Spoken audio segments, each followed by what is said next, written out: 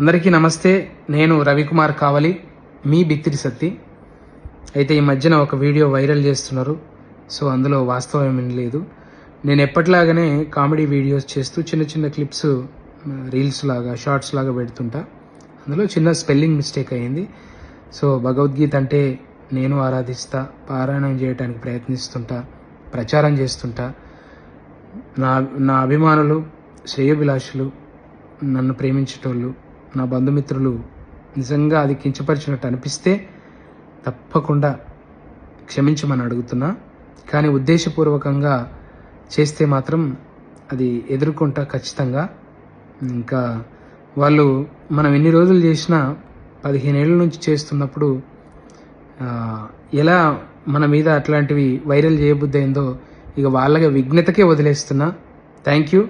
ఎప్పుడూ మిమ్మల్ని నవ్వించడానికి, మిమ్మల్ని హ్యాపీగా ఉంచడానికి నేను వీడియోలు తీస్తుంటాను.